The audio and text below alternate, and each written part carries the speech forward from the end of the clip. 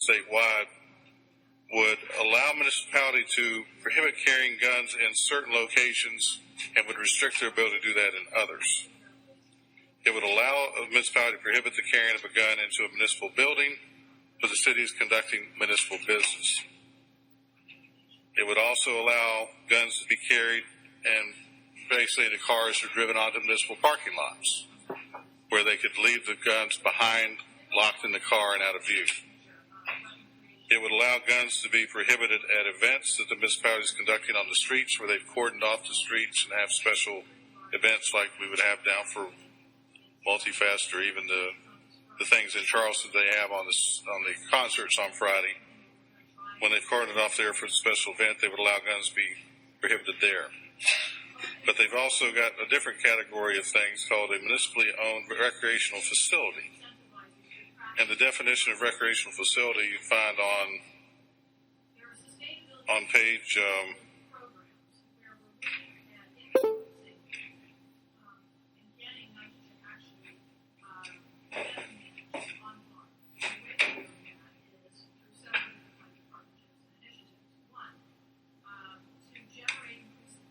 on page 838 of this bill.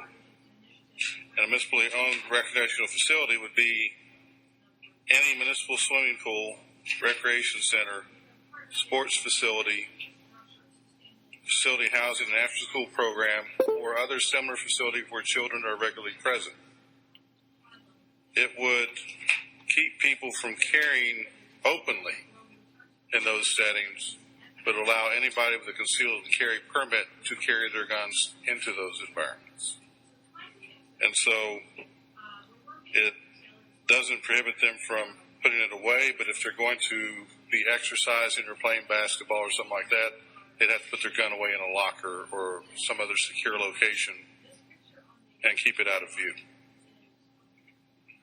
The municipality would not be allowed to regulate if you look on these provisions, it'd be spelled out on page 40 on 4. The municipality could not prohibit or regulate the carrying or possession of a firearm on municipally owned or operated property other than municipally owned or operated buildings and municipally owned and recreational facilities. But it does provide that a municipality can't prohibit persons who don't have a valid conceal and carry permit carrying a firearm on municipally owned or operated property.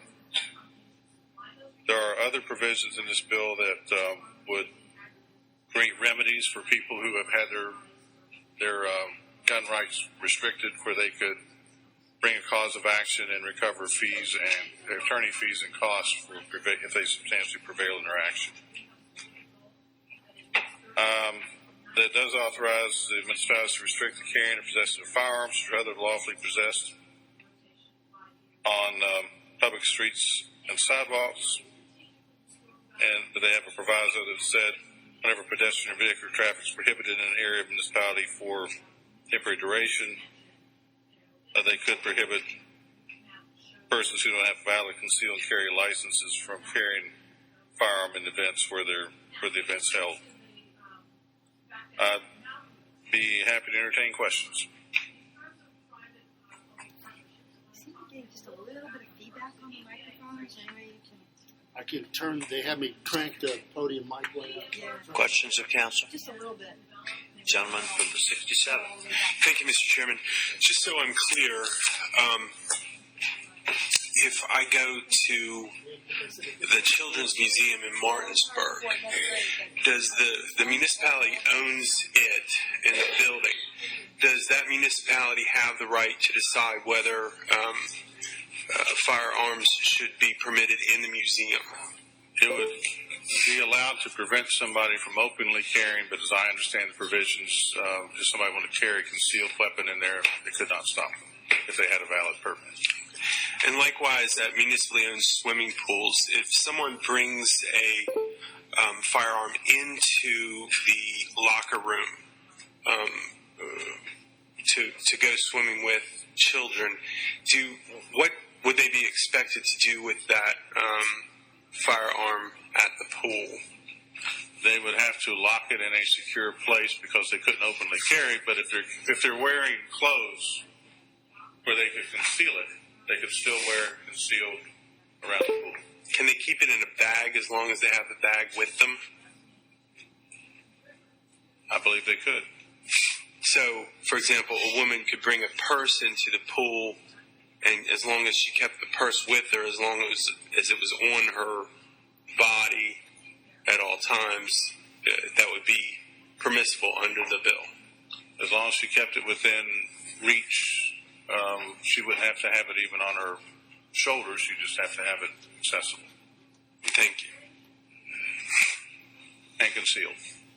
Other questions of counsel? General Lady from the 51st.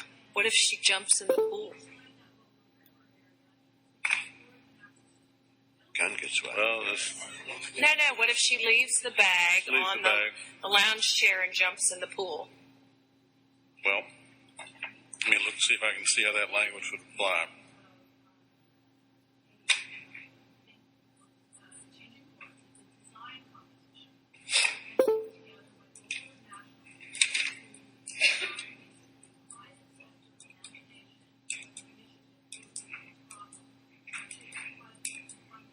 The proviso that's critical on this, and this was something that seemed a little unclear to me, but I did inquire for clarification on this. If you look on page 39, the proviso talking about carrying in these locations, 2 is the one that's talking about carrying in a municipally owned recreation facility. So you can't openly carry, but it says a municipality may not prohibit a person with a valid concealed handgun permit from carrying an otherwise lawfully possessed firearm into a municipally owned recreation facility. And then there it says, and securely storing the firearm out of view and access to others during the time at the municipally owned recreation facility. To me, in that time, I think they could put a standard in effect saying you can't leave your firearm unattended. At that point, you're not doing it pursuant to your conceal and carry, and it's not securely stored. It's out there where children could open the purse, steal the purse, do all kinds of different things, and it would get into the wrong hands. So I think that would be something they could prohibit. Thank you. The other General Lady from the 51st. Would not this lady that's carrying this gun have a concealed carry permit and therefore have had understand the rules under which she should be carrying and following? She should. She should. Thank you. Other questions of counsel? Gentleman from the 48th. Thank you, Mr. Chairman. Counsel, and if you have a concealed weapon permit, you just can't leave your gun lying around.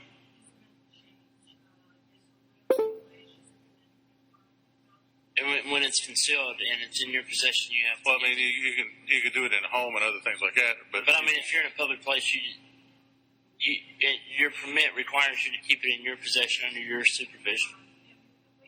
yeah, and this is requiring it to be out of view. But I'm just trying to think of a situation where somebody's got a locked case or something like that. That might be considered not violating the concealed carry permit because at that point you've actually restricted your own access to it. Okay, thank you. Gentleman from the 10th. Thank you, Mr. Chairman. Council wanted to go back to your pool analogy.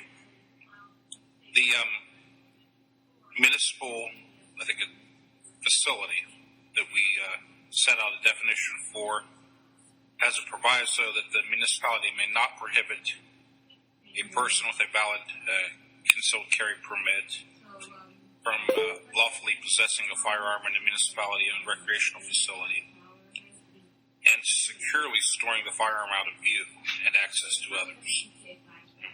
That wouldn't that not prohibit the example of somebody putting it in a towel bag or something of that nature, since if you leave it, it's not secure? I think that's where you're leaving it. You might have it differently. I think this is where I asked clarification of the NRA representative to see how they would interpret this, because I was wondering what that meant.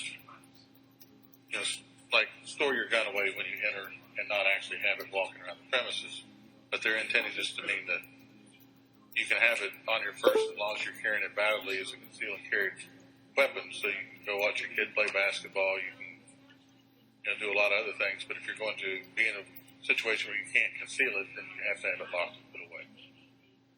or a situation where you can't account for its security. In other words, you can't just leave it in a bag and walk away, and then somebody steal your bag.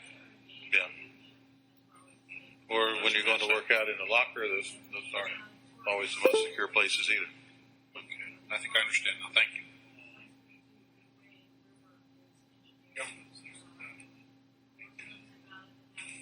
Counsel, we spend a lot of time talking about how weapons are concealed and carried, but when under our conceal laws may a firearm be used?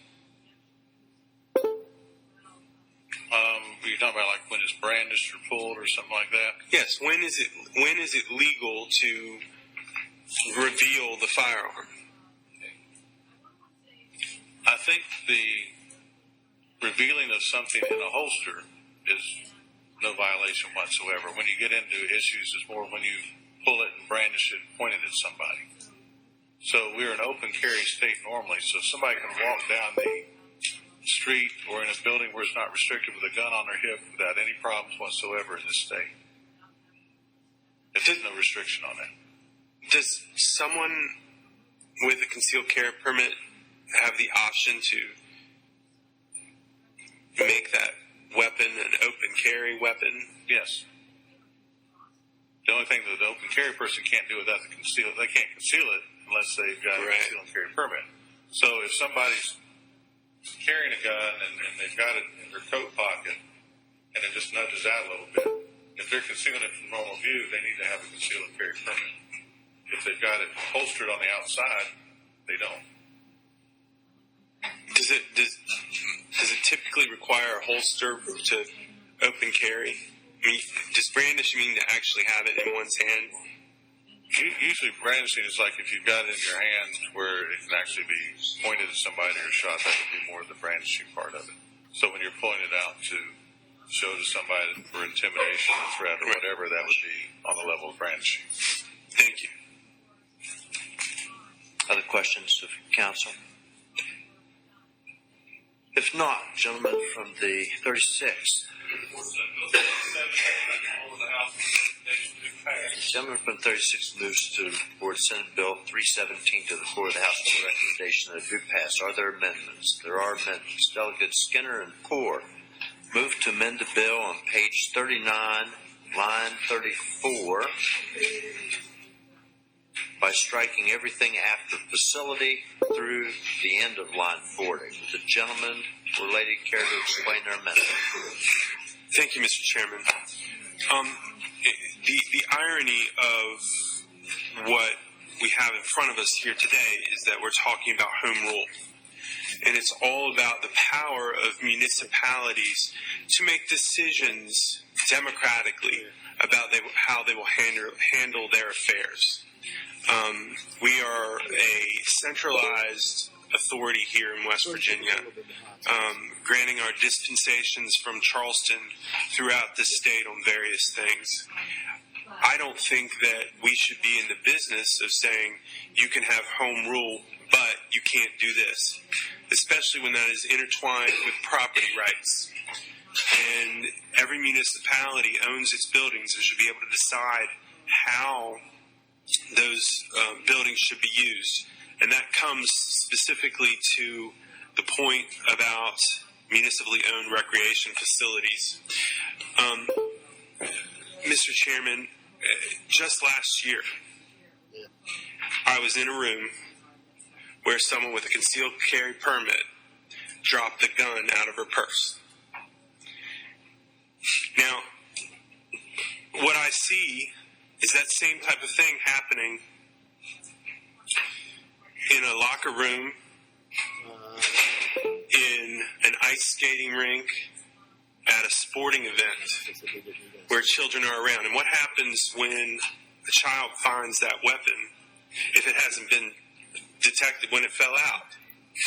I think that a municipality should be able to manage its own affairs, and I think that they're in a much better position to decide how they do that just in these facilities. That's all we're saying. They should have the discretion. I've heard the word many times this session, micromanage. Well, let's let municipalities manage their own affairs in just this one small field. Thank you. I urge passage.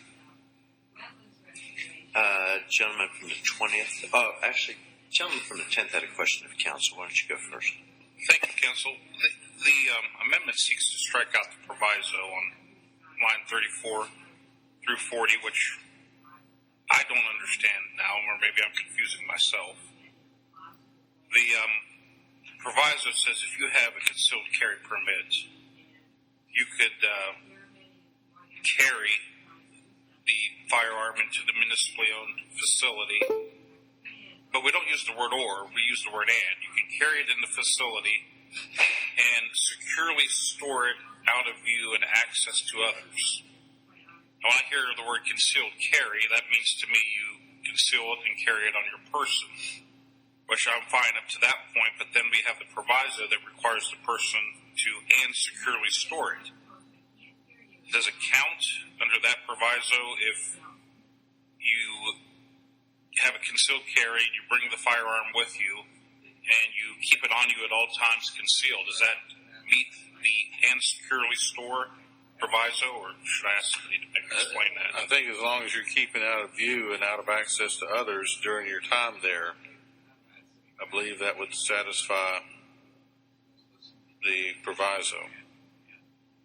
And the other provision, if you're in there and you secret it away into a locker and then walk away from it while you're doing other stuff, that would also satisfy it as well. Okay. All right, thank you. Gentleman from the 20th. I'd like to speak to the amendment. The gentleman from the 7th had a question of council. Let's go ahead and finish up on that. Go ahead. Thank you, Mr. Chairman. The council, also, following up on the gentleman's 10th question, would this provision as it's currently in there allow me to ride public transportation from my home to the recreation facility? And if I had a valid concealed carry permit, I could protect myself when I'm riding there or back, but then allow me to store my weapon in a secured locker and enjoy the recreation facilities and still be protected from going and coming, provided I was riding public transportation or walking, for that matter, where I didn't have a place like an automobile to store my firearm in a locked trunk. I think at that point you would start referring to page 40 on section 4. That would say a municipality may not prohibit or regulate the carrying or possession of a firearm on municipally owned property or operated property other than the buildings or facilities we're talking about. So if you're out on the public streets or on the public sidewalks or in anything else, other type of building than what they described, they would have no power to restrict it as long as you're carrying consistent with state law and you're not prohibited from carrying a firearm. Okay, perhaps I didn't make my question clear, but if we strike out 34 to 40, yes, then I'm going to the gym to work out, municipally owned, and I'm walking late at night or whatever. What do I do with my firearm while I'm in the gym?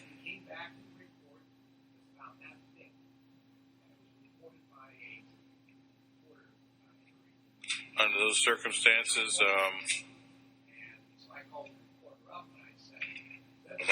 only thing they're prohibiting would be from carrying or possessing a firearm openly, or it's not unlawfully concealed if you get rid of that proviso. So it doesn't make it clear what you do with that gun when you arrive at your destination. But if the municipality tells me I can't carry a gun, then I'm out of luck, right?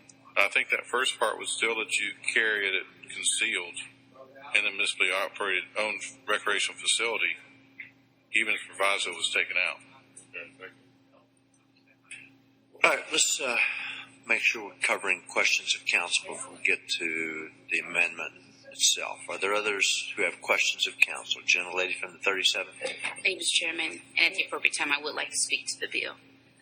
Council, following the gentleman's scenario in regards to being a bus, riding a bus, and you don't have a car where you can lock something in, but you're going to an event that's at a municipal location that, and believe it or no, every municipal location does not have a lockbox or lockers.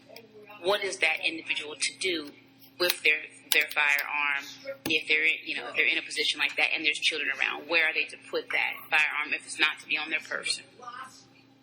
There's an event happening, there's children around, like baseball games or something of that nature. There is no locker available, and that is an accurate. I mean, what are they to do? I think their two options now would be either carry it concealed or don't go to the event. And because there's no other way they could deal with it. Sure. And in the definition of secure storing, I mean, I've heard you answer several members' questions. It seemed to be very vague, almost at the point of discretion. If there is a locker room, because let's be real, one of the bills that we did was to make sure that we did not put people's permits in the newspaper because we didn't want people to break into people's homes.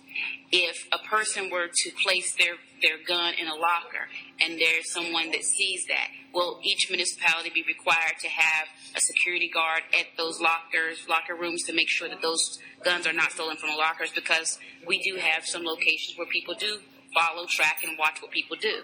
Well, what you would have to do is it's sort of like if you go to federal court now or somewhere like that where you're a concealed carry person, and they would require you to basically check your gun if you're not allowed to carry it in the premises. They would either say, go back to your car and put it away, or we'll check it for you and you can get it on your way out. But they would have a formal process set up where the gun couldn't go into an area where they couldn't carry concealed. Sure. But if they can carry concealed and there's no limitation, sure, then the only thing they have to do would be keep it concealed. Yeah, I certainly understand that. I understand that. But that's what I mean. If you had this in there, I guess, like let's say the rec center would have to might want to establish a safe check your gun type of place, sure, where they could keep them more secure and away from the public when you're coming in saying, I need to keep it more secure than just where you're throwing your towels. Sure. And I understand the concealed. I respect that process and what that means. What I'm asking is what you just answered. But then in addition to that, does that at some point place the municipality at a liability? If a person knows that this is where, they're not going to be building a lockbox for guns. I mean, that's not going to happen because most of our municipalities don't have a whole bunch of money as it is. So you're requiring a lay person to be responsible for, let's say, half of the committee's guns that they're dropping off at this municipality event. And they're also responsible for keeping them safe, or if someone to come and rob them of that location. It's a liability issue, it appears, because there's not a tight definition of security. Well, it sort of is, but there's also, usually you go into a locker room, they'll say, we're not responsible for your valuables. So if you're going to bring your Rolexes and put it in where you're going to work out and take care of it, and something happens to it, they're saying it's not our problem. You took that risk by bringing it on the property if it happens to get stolen. So you don't always, they can sort of still beg liability to put you on warning that we don't have this that secure, or we can't guarantee security in this setting. Then it's up to you to decide whether you're going to risk putting your valuable gun or your valuable. And I guess my question, counsel, is really not about the actual carrier being denied a gun. My concern is more about like a child stealing a gun or some criminal taking a gun of a lawful gun owner. That's what I'm concerned about with this word security and the definition that's being provided to us about what an actual secure storing is. And so that's my question. It's not. Well, I think on this, the impetus isn't on the municipality to provide the storage securing, but on the person to find a way to securely store it while they are using, at the facility. And I guess the reason why I'm asking you, however, counsel, is because what I understand this bill is to do is to say you have a constitutional right to carry, and if you're, again, following the scenario, you're on a bus, you want to take that gun with you because it's keeping you safe as you travel, and you get this municipality and they do not have a storage, that it does at some point place a burden on the municipality to not deny them their right to carry, because they don't have a facility for them to store. They have a right to go to the recreation center. They have a right to go to the baseball game. They have a right to do anything they choose to do, as well as they have a right to carry. So does it not put some type of financial burden on the municipality if they don't have these things set up?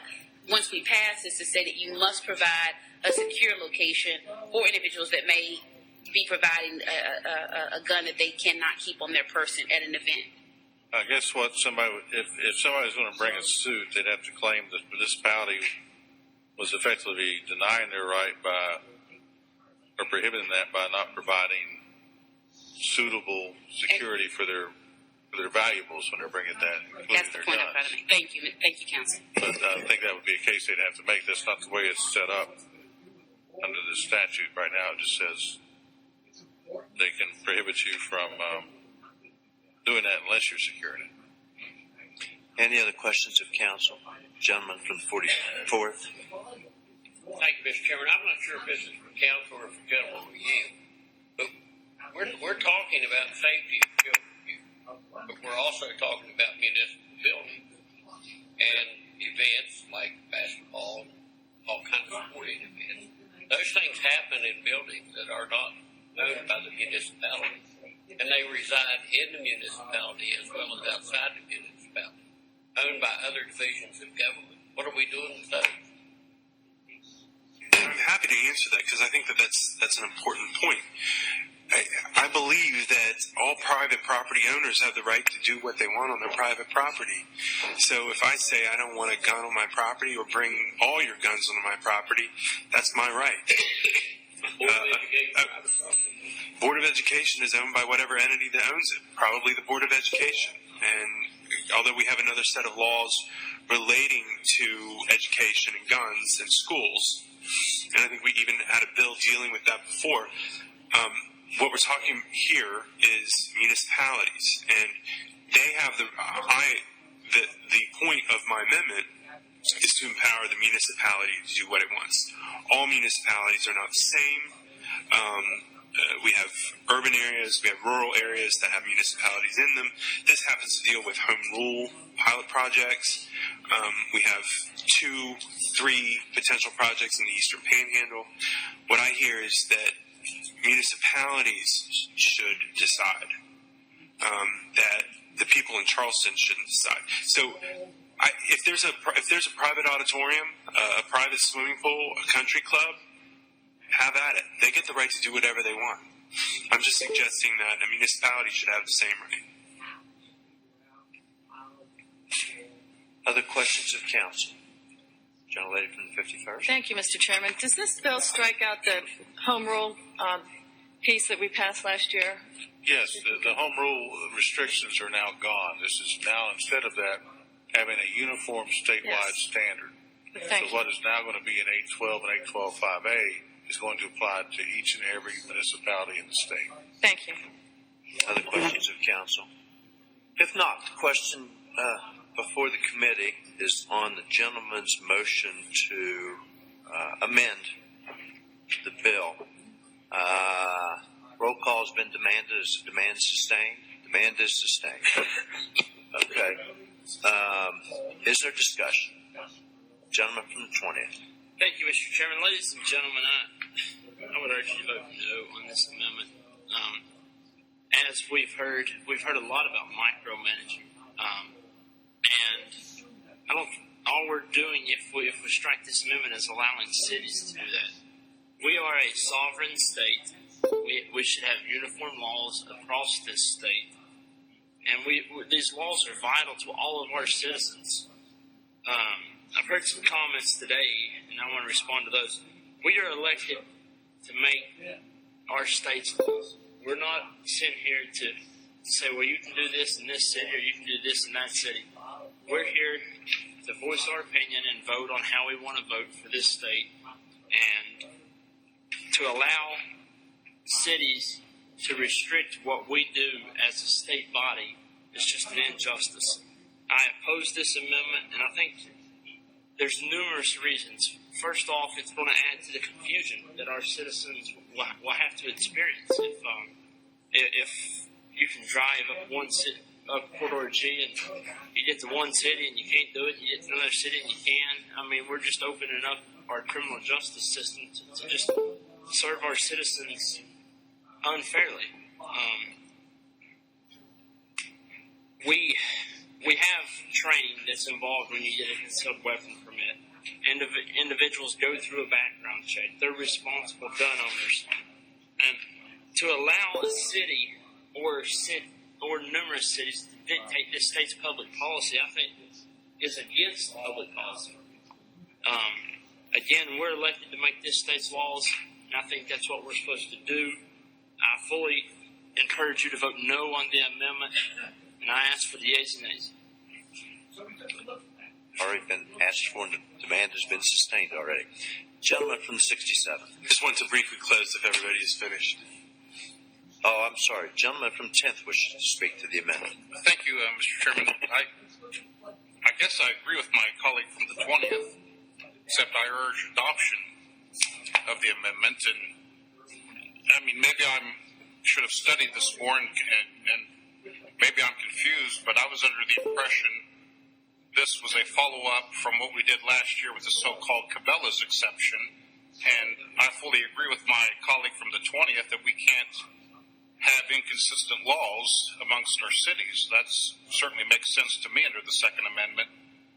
But at this point, until I maybe continue reading and come to some understanding, it seems like we've got things backwards in some of these definitions.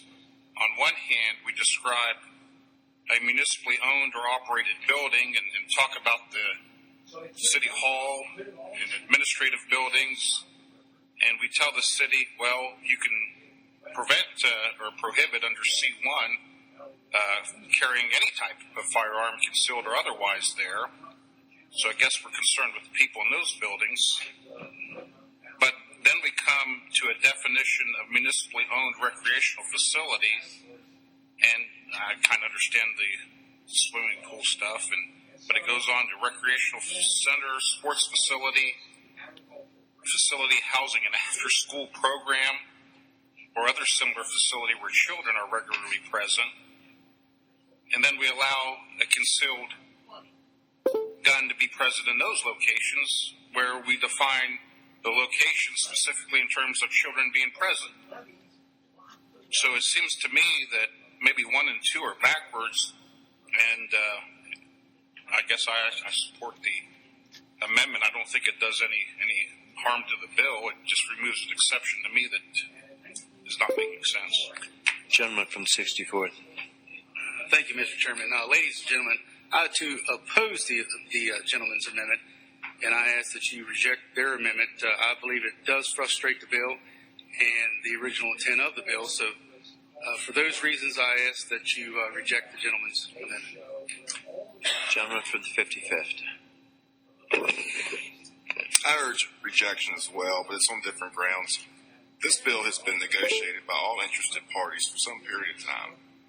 There's been give and take. This amendment that got basically as we all know, called the Lane Amendment, got stuck in home rule. It kind of jammed things up, and the idea originally was to reset all our statutes and basically wipe the board clean, start here at the state level, and bring it down, and then we would remove it out of the home rule. This bill has been negotiated for some period of time, pretty much for several months, and I believe it's a good piece of legislation. It's not perfect by any stretch of the imagination, but I would reject any and all amendments to this bill. So I would say no, vote no.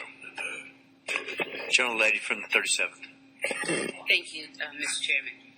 I certainly respect the gentleman's from the 55th in regards to different interested parties that have worked on this bill.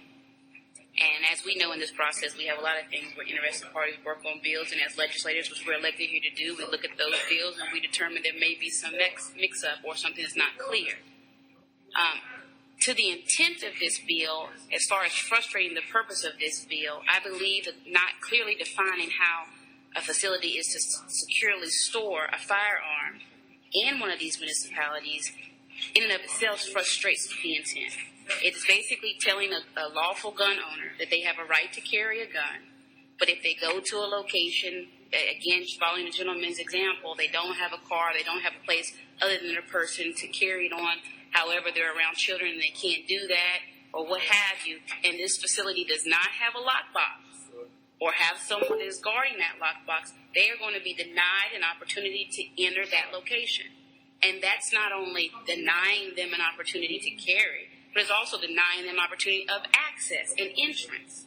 And so I believe that that's what this is saying. There needs to be a clear definition. And counsel on several questions had an opportunity to try to answer that. 1 minute it was a purse, or it was a bag, and then it was possibly a lockbox, and it was possibly someone at the municipality would have someone store it for them, and that municipality could possibly be liable but may not be liable. I think there are a lot of questions, and while I understand and respect the work that individuals have done, I think that this amendment is trying to make sure that we clear up what we can, and it does not particularly defeat the purpose of the bill. So I would ask that you accept the amendment. Thank you, Mr. Chairman. Others wishing to speak before the gentleman closes? If not, gentleman 67. Thank you, Mr. Chairman. I'm a firearm owner. I'm a former member of the NRA. I think that the amendment is common sense. The confusion, if any, is going to come from what is owned by a municipality. Can we take a concealed weapon into? And what can we not? Because right now we'll permit municipalities to restrict firearms in municipal courts, in the town halls, but not in the rec center. It's up to the municipality on part one, but not on part two. This makes it consistent that a municipality can decide what it wants to do. I appreciate the comments of my good friend from Pendleton, that this has been negotiated over a long period of time. However, I don't believe that this language was agreed to by the municipalities. I do not believe that Martinsburg, that Ranson, and Charlestown were consulted. They weren't at the table for this. And I don't actually know whether the Municipal League had anything to do with this.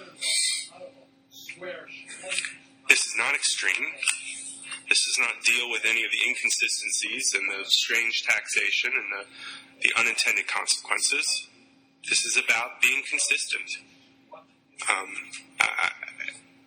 I think that we can do these things and make common sense decisions about firearms without taking extreme positions. I urge passage. Thank you. Clerk, please call the roll. Question for the committees on the gentleman's amendment. Delegate Elam. Yes. Delegate Farrow. Delegate Fleischauer.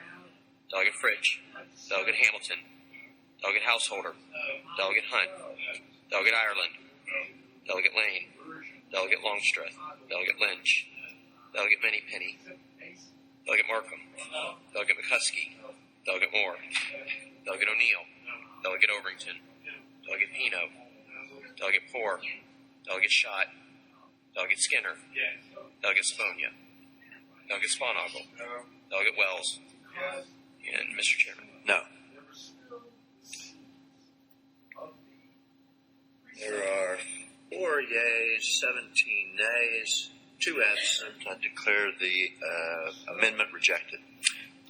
Okay, the question now before the committee is on the adoption of the gentleman from the 36th motion to report Senate Bill 317 to the floor with a recommendation that it do pass. All those in favor, is there further discussion? All those in favor say aye. Aye. Those opposed, the ayes appear to have it. The ayes do have it. I declare the motion adopted. Could y'all stay seated for just 1 minute?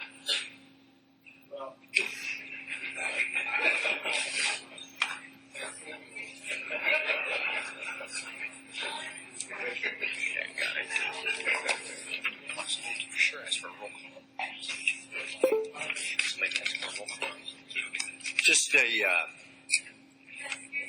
a minute of personal privilege.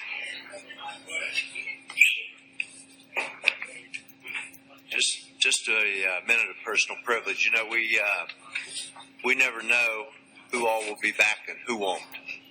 So it never hurts anything to express some thanks and appreciation for the camaraderie that we've gotten to share and the respect, I think, that we have learned for each other.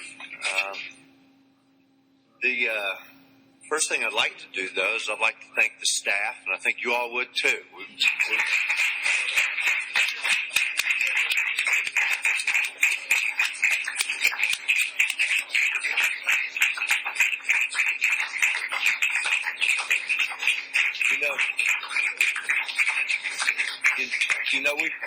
We all put a lot of hours in, but they put more.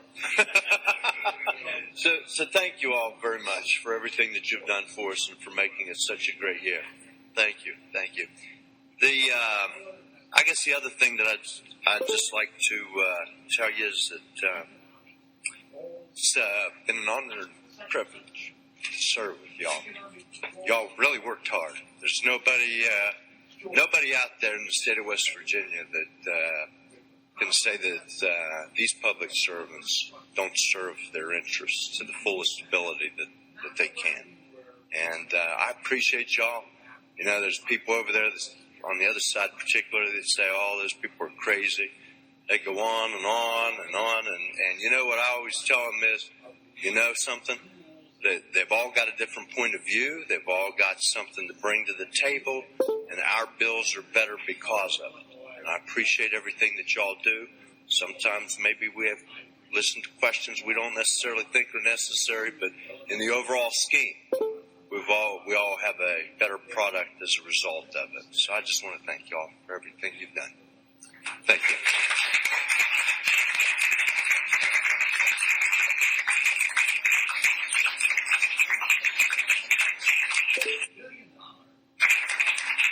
See you on the floor.